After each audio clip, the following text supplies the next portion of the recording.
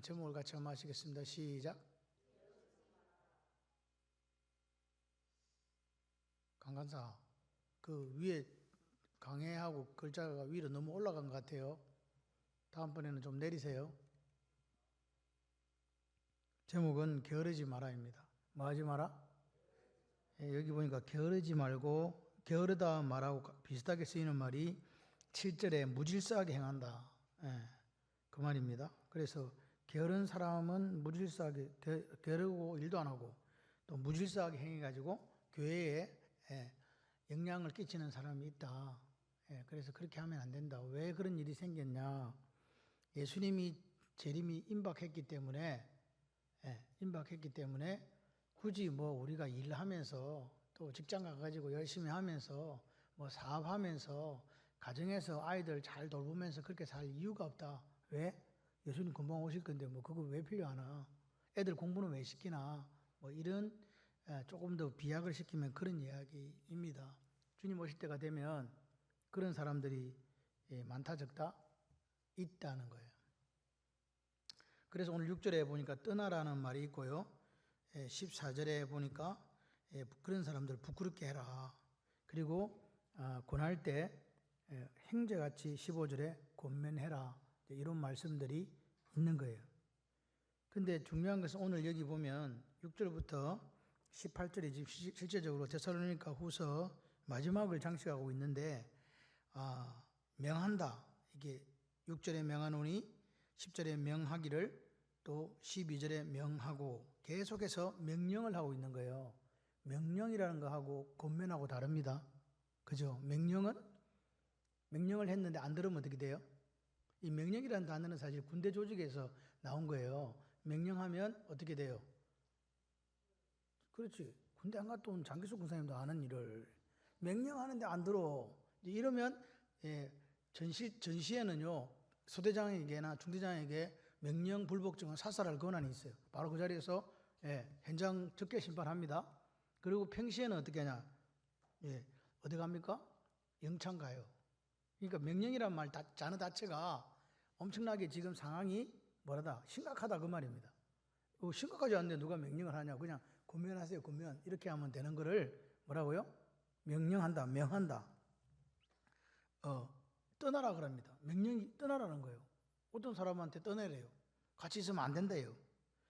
여기 6절에 떠나라라는 말이 오늘 중요한 말인데 왜 그런 사람들에게서 떠나는가? 어떤 사람이길래 도대체 같이 있지 말고 떠나라고 이야기를 하는가? 오늘 데살로니가 후서는 우리에게 잘못된 종말론을 가지고 살아가는 사람들이 있는데 그런 사람들로부터 어떻게 하라? 떠나라. 그러니까 잘못된 종말론이라는 것은 재림에 예수님이 다시 오신다는 것에 대해서 잘못된 생각을 가지고 있었고, 그러니까 잘못된 생각이 있었기 때문에 이 사람들은 어떻게 살았냐니까 게으르게 행하고, 그리고 바울이 전한 복음대로 살지 않더라는 거예요. 오늘날도 마찬가지잖아요. 우리가 복음대로 살지 않는다면 문제가 생긴다 이 말입니다. 말씀대로 살고 말씀대로 죽는다. 할렐루야. 이 명한다 이 말은 파랑겔리아로 아까 조금 전에 말씀드린 것처럼 장교가 부하들에게 명령하는 거예요. 오늘 사도 바울이 데살로니가 교인들에게 뭐 하는 거라고요? 명령한다. 얼마나 이 문제가 심각하기에 뭐 권합니다, 공고합니다 이런 단어를 쓰지 않고 명령합니다 이렇게 했겠냐 이 말입니다. 왜냐하면 이 사람들 때문에 데살로니가 교회가 너무 혼란스러워지고 교회가 교회 기능을 못하는 거예요. 그래서 뭐라고요? 그렇게 이야기한다. 우리가 데살로니가 후서는 1장, 2장, 3장밖에 없지 않습니까? 1장에는 뭐가 나옵니까? 박해자들이 나오는 거죠. 박해하는 사람들. 예수 제대로 믿어보려니까 이상한 생각 가지고 박해하는 사람들. 그리고 또 사람들을 미혹하는 사람들이 2장에서는 거짓 선생들. 그리고 3장에서는 어떤 사람들이냐니까 박해자들과 예수 믿는데 예수 믿지 못하게 하는 박해자들과 잘 믿지 못하게 하는 박해자들과 그리고 거짓을 가르치는 선생들과 동일한 동급의 치명적인 피해를 주는 사람들이 있는데 그 사람들이 누구냐? 게으르게 살아가는 사람들이다. 규모 없이, 규모 앞에는 규모라는 말을 썼고 지금 성경은 무질서라는 말을 썼거든요. 규모 있게 살아야 되는데 규모 없이 사는 게 무질서하게 사는 거라고요.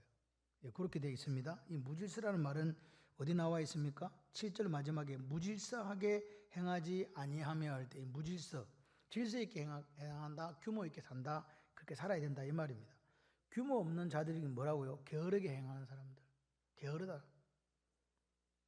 그러면서 이제 사도 바울이 이야기하는 거죠. 왜 이런 게으르게 행하는 사람들에게서 떠나야 되는지를 내가 이야기해 주겠습니다. 그러면서 하는 이야기가 우리가 여러분 가운데 데살로니가 교회에 있을 때 우리는 무질서하게 그렇게 살지 않았습니다. 행하지 않았습니다. 규모 있게 살았습니다. 이해되시죠? 그러니까 게으른 생활이 곧 무질서한 생활이고 규모 없는 삶이다. 게으르라 게으르지 마라. 그리스도인은 게으르면 안 된다는 이야기입니다. 이 무질서하다 규모가 없다는 게 아탁투스인데요. 이게 군대가 이렇게 행군을 해요. 줄을 지어서 가거든요. 뭐 군에 가면 연병장에 모여오면 오하열 이렇게 해요. 몰라도 돼. 하여튼 줄을 맞추라는 이야기야. 앞뒤로 딱딱 간격을 맞춰가지고 이렇게 서라는 거예요. 그런데 어떤 조금 모질하는 사람이 그 줄을 앞뒤로 쫙 맞고 옆으로도 쫙 맞아야 되거든. 근데 안 맞는 거야. 계속 톡톡 튀 나와요. 그럼 어떻게 돼요? 얻어 터져요. 니 때문에 이 자식아. 이게 다 지금 균형이 끼어지잖아. 그러면서 잡아다가 들어오자. 그래가지고 그 훈련 받고 그 줄 안 돼가지고. 그게 아탁투스예요. 이 말인데 빈둥거리고 게으른 자라는 뜻을 갖고 있습니다. 그러니까 그 당시에 이 아탁투스 무질서한 생활하는 사람들이 많았다 적었다. 많았다. 왜 그랬을까? 예수님 오실 건데 뭐 곧 오신다. 그런 믿음 때문에 일도 하기를 싫고 그리고 일상적인 삶을 포기하는 사람들이 수두룩하게 늘어났다 이 말입니다. 왜 그랬을까요? 잘못된 종말론, 예수님의 재림에 잘못된 생각을 가지고 있어 그렇다 이 말입니다. 그 이원론, 듀얼리즘이라고 하는 이원론이라는 것은 뭐냐? 이원론이다. 그 말은 두 개로 나눈다는 거예요. 대립하는 두 가지를 가지고 현실의 기본 규칙으로 삼는 게 듀얼리즘이거든요. 그 당시 이원론은 뭐냐니까 영적인 것은 귀하고 이 육체적인 거, 그죠? 그 노동 이런, 그러니까 쉽게 말해서 영지주의자들도 이원론이에요. 영은 귀하고 몸은 아무것도 아니다. 그래서 몸 마음대로 그냥 살아도 된다. 이게 초기 영지주의자들의 생각이었고, 여기 헬라 철학도 역시 이원론이 있거든요. 그러니까 신령한 게 있고 더러운 거, 저급이 있단 말이에요. 육체와 노동은 그들이 생각할 때 고상한 걸까요? 급이 아주 낮은 걸까요? 급이 낮은 거예요. 그럼 뭐예요? 어떤 게 좋은 거냐? 육체하고 노동 말고 딴 거, 좀 정신적인 거 이쪽 가는 게, 그래가지고 앉아서 뭐 하겠어요? 바늘 위에 천사가 몇 명 올라가는가? 몇 명인가? 천사가 몇 명이 맞나? 몇 마리는 아니겠지, 그지? 천사가 몇 분이 올라가십니까? 바늘 위에. 이런 거 세고 있는 거야. 그 바보요. 그 자기는 똑똑하다고 생각해가지고 그 바늘 끝에 이렇게 이런 거 한다니까. 이 사람들은 신령한 일만 해야 된다고 생각한 거예요. 예수님 오니까. 예수님 좋아하시는 거. 그 신령한 일이 뭐냐? 성경 읽는 거, 성경 공부하는 거, 기도하는 거, 전도하는 거, 교회 봉사하는 거. 이게 신령한 거야. 그러면 그걸 제외한 나머지 일들은 뭐예요? 신령하지 않은 거죠. 쉽게 말씀드려서. 그러니까 직장에 가는 거, 사업장에 가는 거, 가정에서 일하는 거, 그리고 그 외에 세상적으로 일하는 것들은 다 뭐예요? 이게 땅의 일이야. 의미가 없는 일이라고 생각한 거예요. 그러니까 직장 가겠어요, 안 가겠어요? 안 가는 거지. 아무 의미가 없으니까요. 그거 의미가 없거든. 왜? 조금 주님 오시니까 왜 가냐고. 가는 사람들이 바보다. 이렇게 생각한 거란 말입니다. 그런데 사도 바울이 뭐라고 얘기하냐? 그런 삶을 사는 사람들에게서 어떻게 해라? 떠나라. 그런 사람들하고 같이 살면 안 된다. 떠나라. 그 이유가 이제 7절입니다. 이유가 어떻게 우리를 본받아야 할지를 너희가 스스로 안다. 우리가 너희 가운데서 무질서하게 행하지 않았다. 그 8절에서 뭐라 그래요?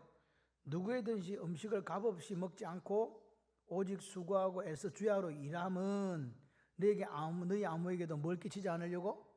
예, 그 당시에 이렇게 사는 사람들이 음식을 값없이 먹었다 안 먹었다? 공짜 좋아하는 사람. 공짜 좋아하면 머리 벗겨진다. 이거 우리나라 속담이고, 공짜 좋아해가지고 음식을 대접받는 걸 당연한 걸로 생각했다 그 말이에요. 그리고 수고하고 애써 주야로 일했다 안 했다? 안 했다는 거죠. 그런데 사도 바울은 어떻게 했다고요? 내가 너희들의 스승이고 너희들의 목사였는데 내가 너희들한테 가서 얻어먹었냐?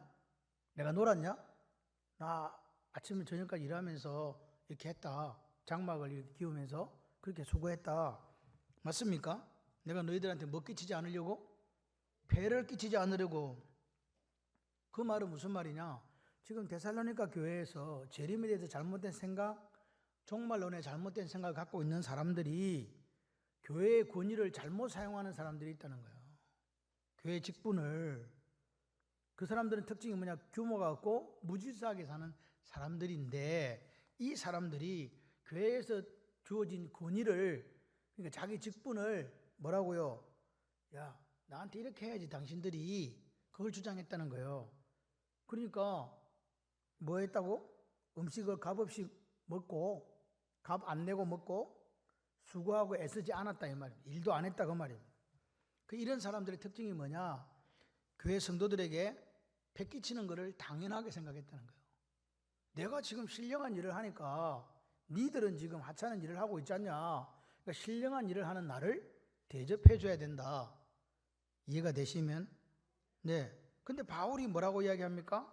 우리는 그렇게 안 살았다. 우리는 그렇게 살지 않았다. 우리가 너희들에게 본을 보여줬는데 우리가 아침부터 저녁 때까지 주야로 일했고 수고했고 음식도 값없이 반드시 돈 내고 먹었지 그냥 대접해 달라고 한 적이 없다.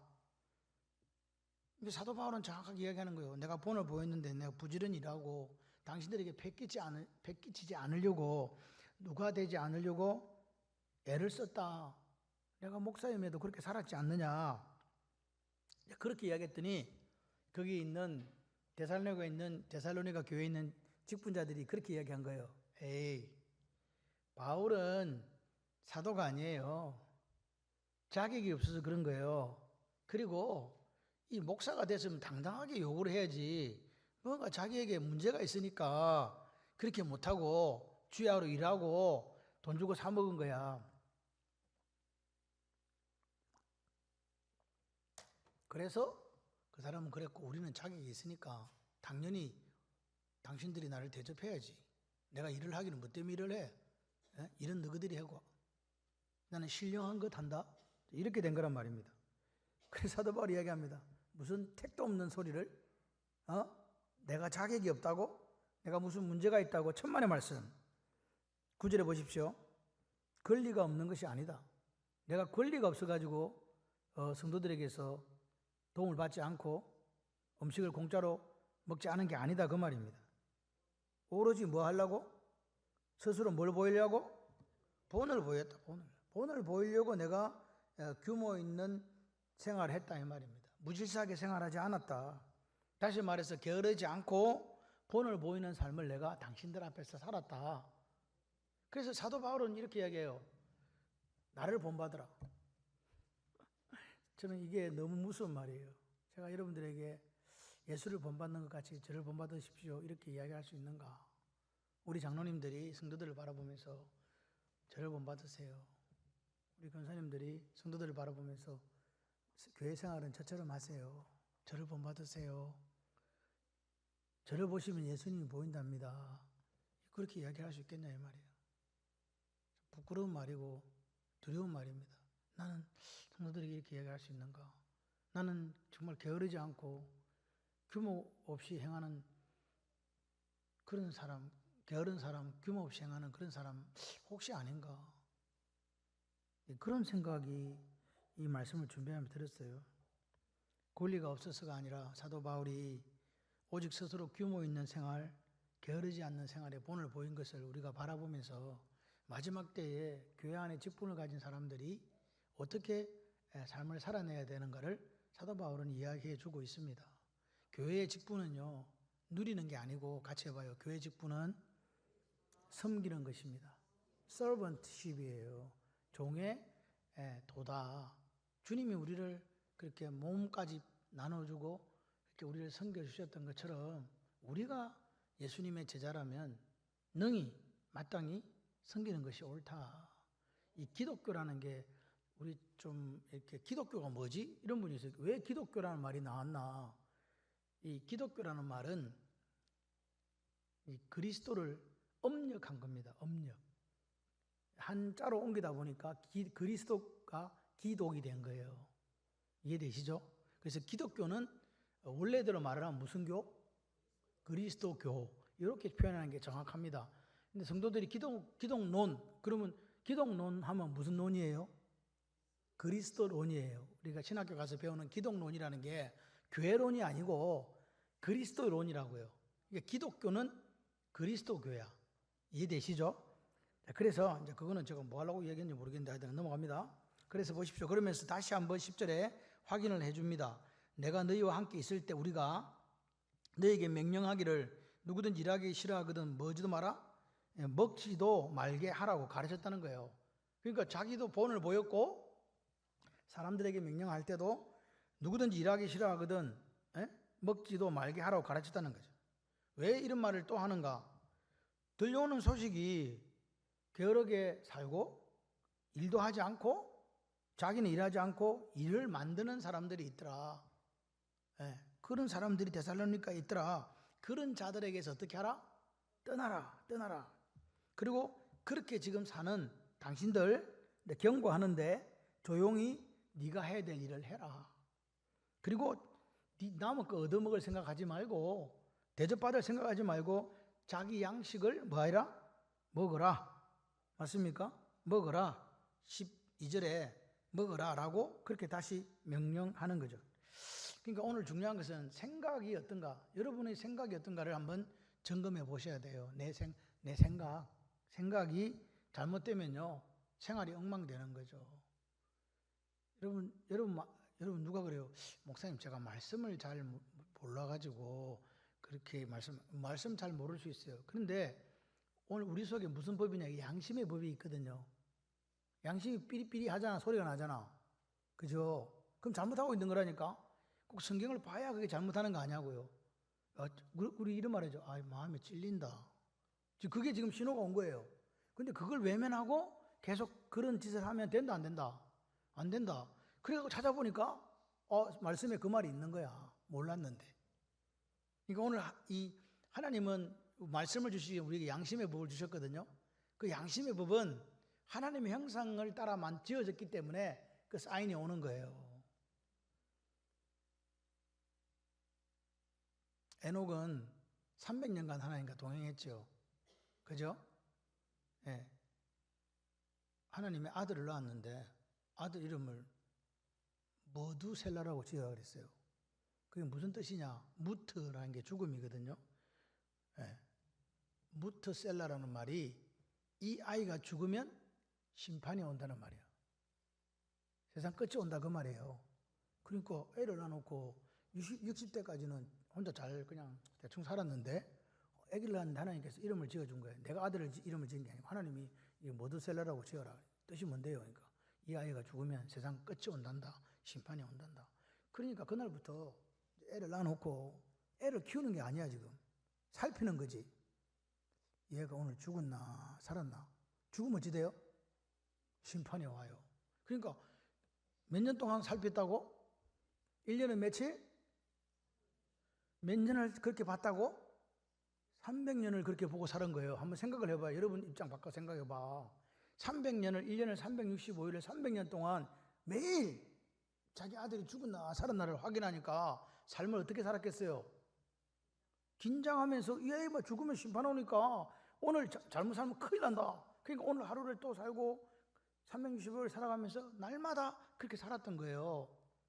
노아는요, 제가 할아버지가 무두셀라거든요.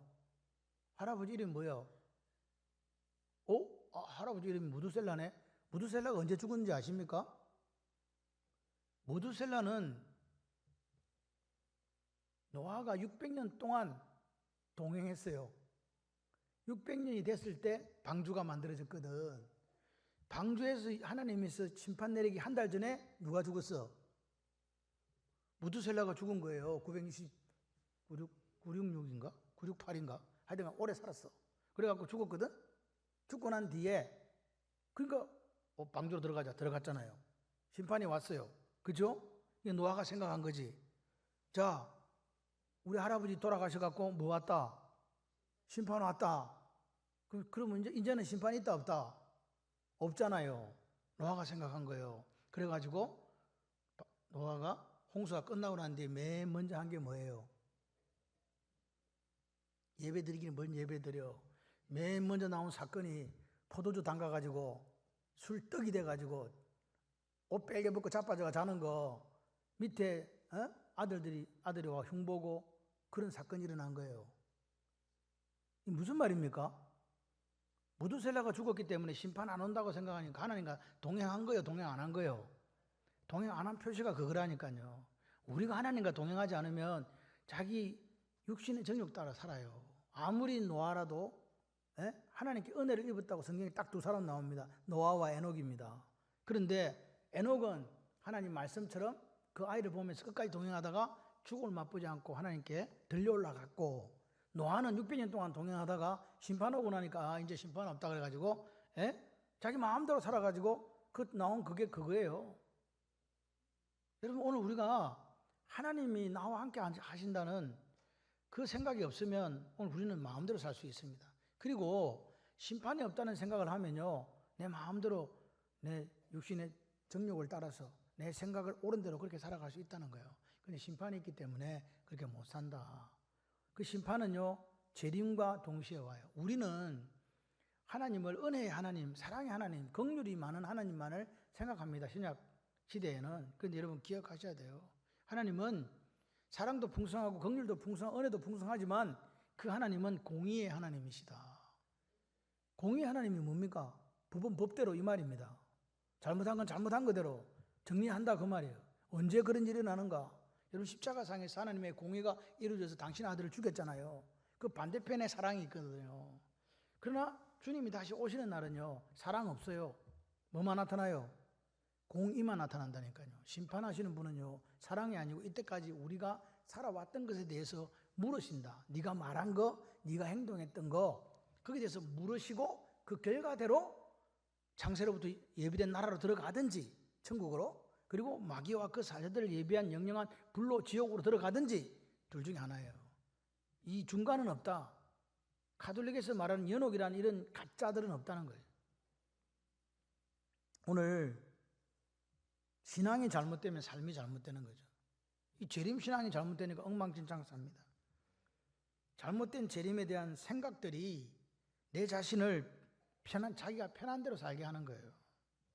그리고 편한 대로 살다 보니까 자기 삶도 무너지지만 그 사람과 함께 있는 다른 사람의 삶도 파괴되어지고 무너지더라. 그러니까 내 자신이 얼마나 중요한가 기억하시기를 바랍니다.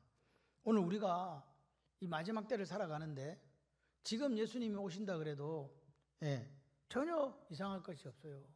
저는 캘리포니아에 불 나는 것만 불을 못 끄는가 생각했거든요. 근데 우리나라도 불을 못 끈대요. 박정희 대통령 때 온 나라를 산림 녹화를 시켰거든요. 그래 잘 시켜놓은 거예요. 근데 문제가 뭐냐니까 산림은 미국도 다시 똑같아.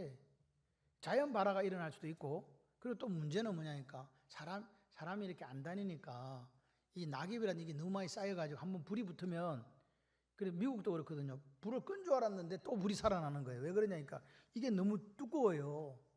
그리고 이게 요만큼 타갖고 밑에까지 불씨가 남아있는데 못 찾아내고 다 껐다 했는데 또 바람 불어 또 이렇게 또 불이 나고 그런 것이 있는데 지금 우리나라가 그렇대요.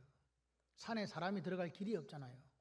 그러니까 헬기가 떠가지고 뭘 하려고 그래도 이게 구조대원도 올라가기 힘들어요. 그래서 우리나라가 불이 나서 사람이 죽은 적이 없는데 요즘 계속 소방관도 순직하고 이런 일들이 생기잖아요. 왜냐하면 너무 불 끄기가 힘든 거예요. 그래서 산림 녹화는 잘 해놨는데 이 불 끄는 이런 게 좀 행정이 좀 잘못되어 있는 게 아닌가. 근데 앞으로는 또 이런 일들이 또 생겨날 것 같아요. 너무 덥기도 하고 비 안 오고 그러면 그러잖아요. 그래서 우리가 오늘도 기도할 때 하나님 은혜의 소낙비를 좀 내려달라고 기도하는 시간이 있었으면 좋겠습니다. 우리 집에 불 안 났다고 그러지 마시고, 지금 뭐 네 군데가 나가지고 뭐 이렇게 막 불이 너무 번지고 안 잡히고, 우리 이쪽에 산청 쪽은 거의 잡혔나 봐요. 한 80% 잡혔는데 경북 쪽에 지금 불이 안 잡히는 것 같습니다. 뭐 삶의 터전을 잃어버리고 어려워하고 눈물 흘리는 사람들이 있다면 우리도 당연히 그들의 눈물을 닦아주는 게 옳은 일이 아닌가. 마지막 때가 되면요, 자연이 우리를 이렇게 하는데 우리가 어떻게 감당이 안 됩니다. 자연의 역습이라고 말하지 않습니까? 그래서 오늘 우리는 하나님께 주신 것들에 대해서 감사하고 또 그런 것들에 대해서 고마움을 느끼고 잘 이렇게 선용할 필요가 있다. 올바른 복음을 안경을 쓰는 것이 중요하다. 말씀 신앙이 되셔야 돼요. 오늘도 말씀드렸잖아요. 성벽은 지키기 위해서 쌓는 거예요. 방어 개념인데 우리도 마음에 성벽을 쌓아야 돼요. 그게 우리 마음을 지키는 거예요. 마음의 성벽은 어떻게 쌓는가? 돌을 하나씩 쌓거든요. 그 돌 하나가 성경 한 구절이에요. 내가 내 마음속에 성령 하나님께서 오셔서 나와 동행하시고 나를 인도하시고 승리하는 삶을 살게 하려면 내 속에 성벽을 쌓아야 되는데 그 벽돌 하나가 성경 한 절이라고요. 얼마나 많은 돌을 갖다가 놔야 성이 쌓일까요? 한번 생각해 보시면서 내가 예수를 믿는데 내 마음의 벽돌은, 지금 성경의 벽돌은 나를 지키기 위해서 몇 개나 쌓고 있는가 한번 점검해 볼 필요가 있습니다. 그래서 오늘 우리가 뭐 가정에 문제가 생기고 또 내 인생에 문제가 생기고 눈물 나는 일이 있을 때 마음에 말씀의 벽돌을 쌓으십시오. 우리가 성경에서 먹는다고 하는 것은, 말씀을 먹어버린다고 하는 것은요, 입으로 내뱉는 거예요. 음식은 원래 입으로 들어가야 되잖아요.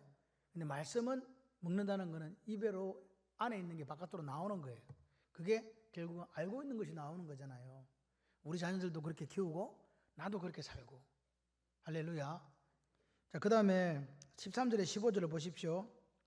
첫 번째는 떠나라 했는데 두 번째는 뭐냐? 낙심하지 말라는 거예요. 뭐 하지 마라? 낙심. 자, 지금부터 질문하니까 저를 보시고 답을 해보세요. 걱정, 염려, 근심의 차이를 설명하실 수 있는 분.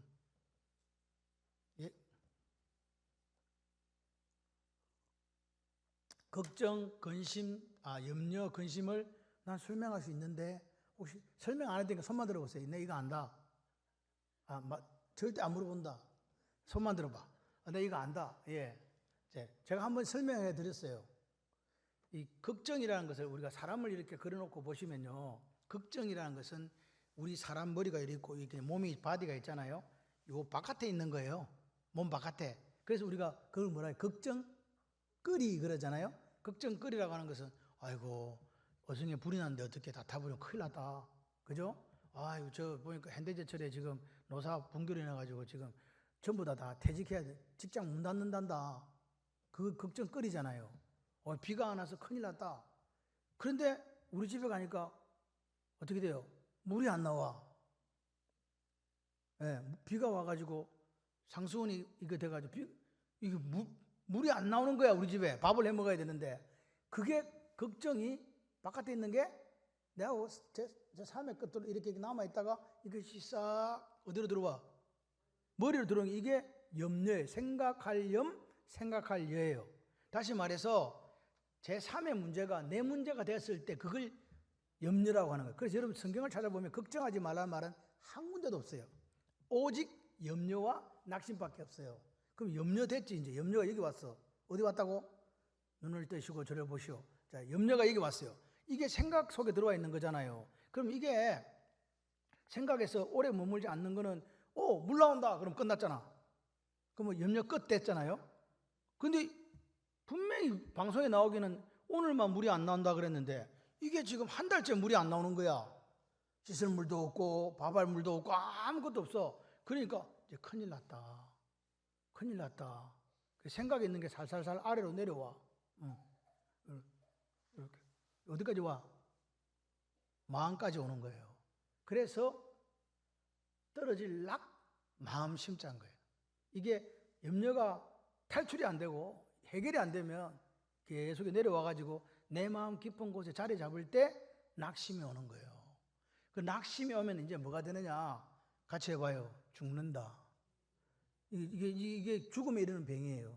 그래서 우울증이 오고, 그래서 막 여러 가지 것들이 오는 거예요.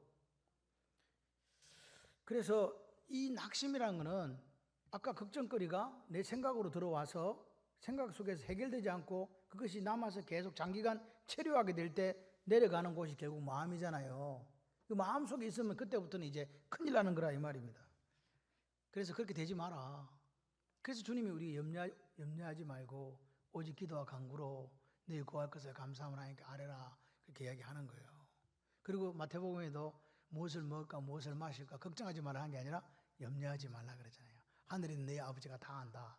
아멘이십니까? 그래서 여러분, 염려될 일이 오늘 우리에게 있을 수 있어요. 생기기도 해요. 그때 뭐 하라고요? 기도하시고 떨쳐내시고 이겨내시기를 주님의 이름으로 축원합니다. 여기 보니까 선을 행하다가 뭐 하지 마라? 낙심하지 마라. 낙심하지 마라. 여기 선이라는 게 착할 선자인데 뭐 도덕적인 생활을 하거나 남을 돕는 게 아니고, 데살로니가 성도들에게 있어 선을 행하는 것은 뭐냐니까 게으른 자들이 있었잖아요. 그래서 열심히 일을 하는 게 선이에요. 그리고 뭐라고요? 잘못된 종말론 가지지 않고 건전한 재림신앙 가지고 멋진 그리스도인으로 살아가는 게 선을 행하는 거다. 이해되시면 아멘. 그래서 사람들이 이렇게 얘기하는 거죠. 야, 지금 예수님 좀 더 온다는데 내가 혹시 잘못하고 있는 거 아니야? 내가 뭐 지금 이 순간에 뭐 열심히 살아서 뭐 무슨 소용이 있나 하면서 생각이 흔들리면 안 된다는 거예요. 흔들리지 않는 그게 선을 행하는 거라니까. 이해되십니까? 하나님의 때가 오는데 그때가 언젠지 우리는 몰라요. 희한해요.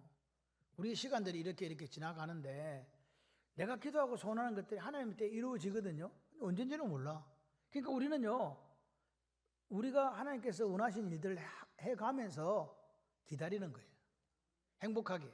행복한 기다림이라는 거 아시죠? 음식 이렇게 부엌에서 하고 있으면 맛있는 냄새가 나요. 그럼 빨리 줘야 돼요? 늦게 줘야 돼요? 빨리 줘야 돼요. 그게 기다림이라니까. 음식은 반드시 온다는 생각을 갖고.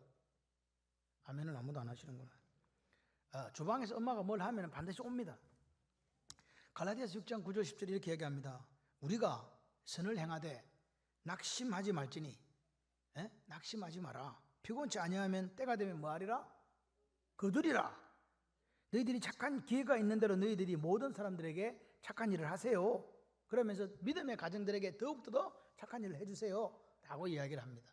오늘 우리가 선을 행하다 뭐 하지 마라? 낙심하지 마라. 그러니까 선을 행하다가 규모 있는 생활하고 게으르지 않고 제대로 된 그리스도인으로 살다가 힘든 일이 있을 때 뭐 하지 말라고요? 낙심하지 마십시오. 그게 두 번째입니다. 세 번째가 뭐냐? 같이 해봐요. 잘못된 교제를 중단하십시오. 그 유행가에 잘못된 만남이 있어. 내가 내용은 모르는데 제목이 잘못된 만남이더라고. 김건모. 누가 이 편지에 한 우리말을 순종하지 않거든 그 사람을 지목해서 사귀지 말고 저로 하여금 뭐하게 하라? 부끄럽게 해라. 부끄럽게 해라. 그러나 원수와 같이 행하지 말고 형제와 같이 권하라. 이렇게 되어 있습니다. 요즘 사실 이 시대가 아까 조금 전에 언급한 것처럼 사랑의 하나님, 은혜가 풍성하신 하나님, 긍휼이 많으신 하나님 이러다 보니까 뭐가 없냐? 교회에 징계가 없어요. 가정에 이 부모님의 해초리가 없는 거예요. 그래서 애들이 엉망으로 자라는 거예요. 초달이라는 말 들어봤죠? 아이들에게 잘못했을 때 반드시 해초리를 때려야 돼. 그러면 잡혀간다. 요즘은 그렇다. 그래서 너무 안타까운 게 뭐냐? 그게 무슨 폭력이 아니라 아이들을 훈육하는 데 있어서 사춘기에 접어들기 전에 부모가 반드시 그 잘못된 것을 바로 잡아줘야 되는데 못 잡아주는 거예요. 더더군다나 요즘에는 애가 하나나 둘이기 때문에 못 이겨. 부모가 애를 어떻게 통제가 안 돼요. 그리고 그 아이가 잘못됐어도 그 아이 편을 들어줘요. 그리고 그 아이가 학교에서 어떤 문제를 당하면 공정하게 어떻게 하는 게 아니라 부모가 학교에 와서 선생님을 때려요. 그런 일들이 뉴스에 나오잖아요. 우리 애가 뭐 잘못했냐고, 네가 뭔데 우리 애를 그랬냐면서 막 때린다? 폭력 사태가 일어난다고요. 그게 결국 누구를 죽이는지 아십니까? 자녀를 죽이고 자기를 죽이는 거예요. 그런 일들이 지금 우리 사회 속에 일어나고 있고 교회 가운데도 일어나고 있다. 하다못해 말로라도 훈계를 해야 되는데 그것조차도 안 하는 시대를 우리가 살고 있습니다. 그러니까 어떤 일이 생깁니까? 가정에 문제가 생기잖아요. 여러분, 이런 사람들이 있을 때 게으르고 규모 없이 살고 무질서하게 행하는 사람들을, 그 사람들이 많아지면 많아질수록 교회에 다른 사람들을 낙심케 하니까 그런 사람들을 어떻게 하라는 거예요? 징계하라는 거예요. 그럼 어떻게 징계하냐? 그 잡아다가 묶어놓고 바울이 맞은 것처럼 막 40에 하나 가만매를 때리란 말입니까? 그 이야기가 아니고, 잘 기억하세요. 사적인 범죄들에 대해서 저 사람이 잘못한 것에 대해 지적하라는 이야기가 아니고, 사도들의 가르침, 즉 복음의 말씀에 불순종하는 것에 대해서 징계하라는 거예요. 이해되세요? 저 사람이 예를 들어 내가 부터 실수할 수 있는 그런 걸 잡아다가 징계하라는 이야기가 아니라, 말씀대로 살지 못하는 가르침에 불순종하는 것에 대해서 징계를 하는데, 여기 보니까 지목해라. 지목이란 말은요, 세메이오, 표시를 한다 이 말이에요. 예를 들어서 죄송해요, 장기숙 이렇게 하란 말이지. 이해되세요? 뭐든 잘못했는데 장기숙 이렇게 하는 거예요. 그게 표시예요. 어떻게 하냐? 그 말씀에 반항하고 말씀대로 살지 않는 주동자를 공개적으로 지목하는 거예요. 교회 안에서. 이거 왜냐니까 말씀대로 살지 않았으니까, 그죠? 그분이 지목하라는 거예요. 징계하는 방식이. 그리고 뭐예요? 사귀지 말고 이 말이 무슨 말입니까? 사귀지 말란 말일까요? 사귀도 된다는 말일까요? 우자란 말일까요? 같이 해봐요. 섞이지 마라. 물들지 마라. 우리는요, 다른 사람을 자꾸 닮아요. 좋은 걸 닮는 게 아닙니다. 이 악하고 양아를 구축한다는 말은 잘못된 게 들어와가지고, 그런 말 있잖아. 굴러온 돌이 뭐 뺀다? 박힌 돌 뺀다? 안 좋은 것들은요, 영향력을 너무 빨리 받아요. 그래서 그 사람들이 물들거든요. 그래서 그런 일에 대해서 공개적으로 지목하고 물들면 안 된다고 말이에요. 다른 사람이 잘못하는 걸 보고 우리는 어떻게 생각하니까, 나는 저렇게 안 살아야지, 그렇게 생각하는 게 아니라, 저게 편하겠다, 나도 저렇게 해야 되겠다. 그런 경우 없습니까? 교회에서 헌신하고 충성하는 사람들 바라보면서 나도 막 충성하고 싶은 생각이 발끝에서부터 머리끝까지 올라와가지고 봉사하겠다는 생각이 듭니까? 땡땡이 쳐야겠다는 생각이 듭니까? 우리 교인들은 땡땡이 치지 않는다라고 저는 생각을 해요. 그래서 보세요. 섞이지 마라, 물들지 마라. 이 말은 저 사람이 나하고 아는 사람일 수는 있지만 그 사람과 깊은 교제나 또는 우정을 쌓지 말라는 이야기예요. 그 사람하고 교제해봤자 백해 무익이다 그 말입니다.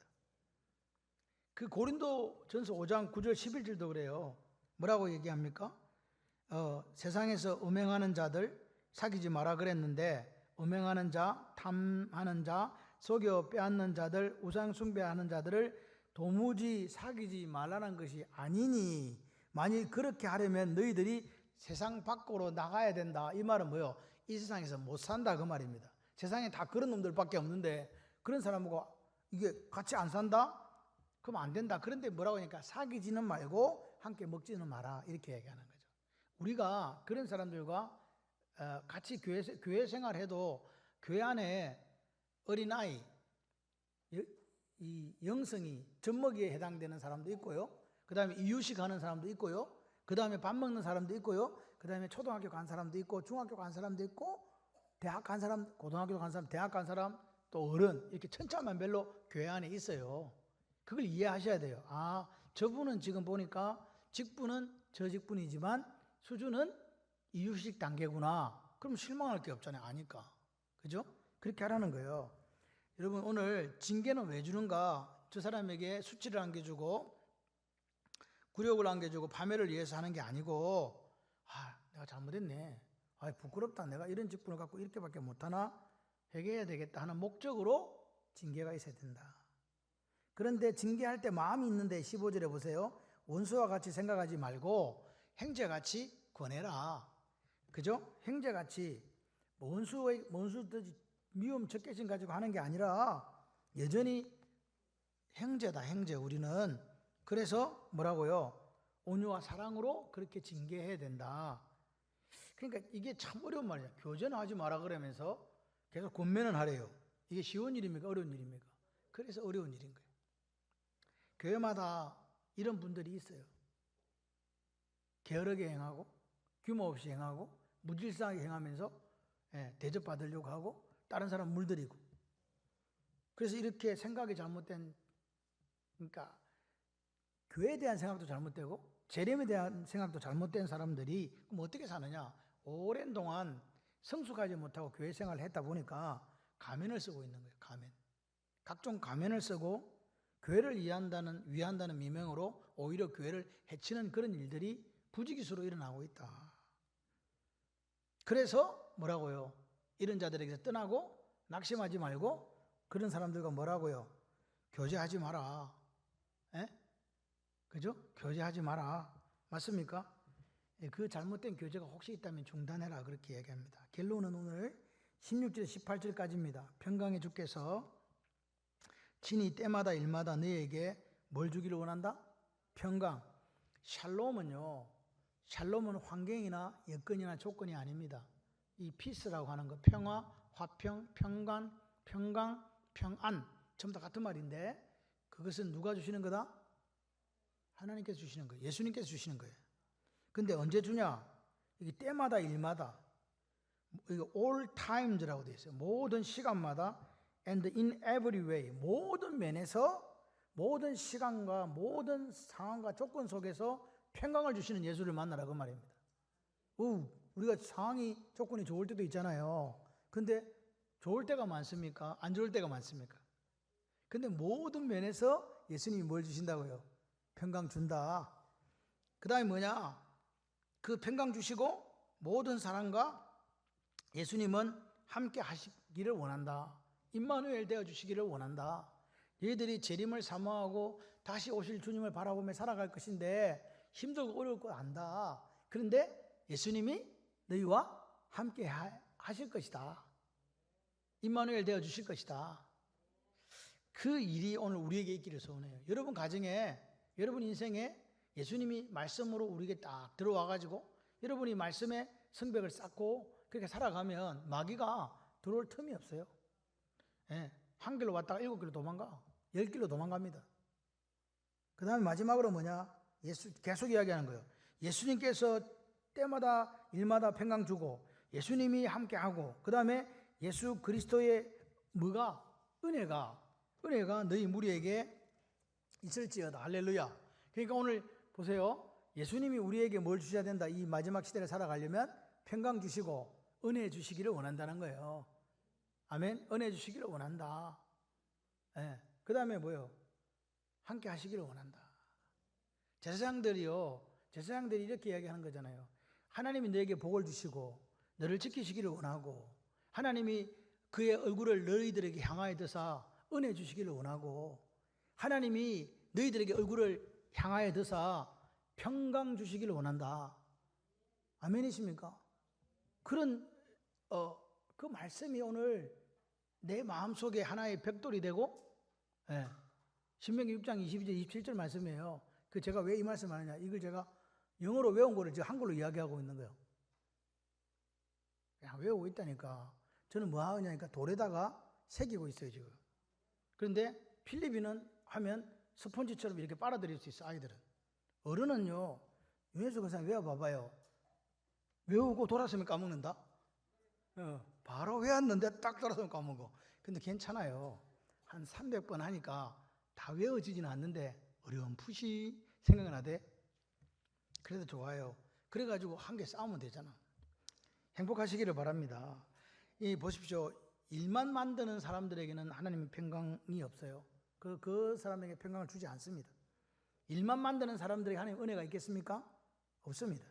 오늘 하나님 주시는, 예수님이 우리에게 주시는 은혜와 평강은 바른 복음으로 사는 사람, 바른 신앙으로 사는 사람, 바른 생각을 가지고 사는 사람들에게 예수님으로부터 은혜와 평강이 임하는 줄 믿습니다. 데살로니가후서 마지막에 사도 바울은 우리에게 뭘 권면하는가? 이를 만드는 사람이 되지 말고 너희들이 예수님으로부터 은혜와 평강을 받아서 그 은혜와 평강을 나눠주는 사람이 되라는 거예요. 왜 교회 안에서 분란을 일으키냐? 이렇게 이야기합니다. 자기가 조금 뭐랄까 영적으로 다른 사람들보다 교회에 직분이 있고 높은 자리에 있다 해서 교만해가지고 뭐라고요? 게으르고 규모 없이 행하는 자가 되지 마라. 오늘 주님 오시는 날까지 저 오늘 새벽에 그런 기도를 했어요. 우리가 주님의 신부로서 그 주님이 오시는 그 나라의 신부로서의 자격을 갖고 지금 내가 살고 있는가? 라고 한번 생각해 보면서 기도했습니다. 오늘 보십시오. 게으르게 행하고 규모 없이 행하고 잘못된 그 믿음을 가지고 다른 사람에게 전념시키고 힘들게 하고 낙심케 하는 그런 사람들에게서 떠나라. 그리고 뭐라고요? 우리가 마지막 시대를 살아가면서 예수 제대로 믿는 거 힘들고 어려워도 뭐 하지 마라. 낙심하지 마시라. 그리고 여러분들 속에 이렇게 잘못된 재림관을 가지고 종말론을 가지고 살아가는 사람이 있다. 게으르게 살고 규모 없이 살고 무질서하게 사는 사람들을 형제처럼 대하면서 그들을 권면하고 다시 하나님 원하시고 기뻐하시는 자리로 올 수 있도록 그렇게 같이 가는 것이 교회다. 그래서 오늘 우리가 이 말씀을 접하면서 우리가 이 마지막 때를 좀 더 하나님 말씀을 쭉 읽어보니까 정직 이런 말이 많이 나와요. 하나님 앞에 정직하자. 하나님 나라를 보실 때 욥기 1장에 나오는 말씀처럼 욥이 하나님 앞에 온전하고 하나님 앞에 정직하고 하나님을 경외하고 악에서 떠난 자였기 때문에 하나님이 그에게 그런 울타리의 축복을 주셨다면 오늘 나도 아무것도 아니지만 하나님 앞에 온전하게 그리고 정직하게 하나님만을 경외하고 악에서 떠나서 하나님 예수님께서 걸어가신 그 좁은 길을 걸어가기를 원한다면 주님께서 오늘 우리에게 당신이 줄 수 있는 예수님이 줄 수 있는 은혜와 평강을 주실 줄 믿습니다. 더불어 임마누엘 해 주셔서 이 어렵고 이 타락하고 어두운 시대를 살아갈 수 있도록 그렇게 해 주실 줄 믿습니다. 그런 귀한 역사가 여러분 삶에 펼쳐지시기를 주님의 이름으로 축원합니다.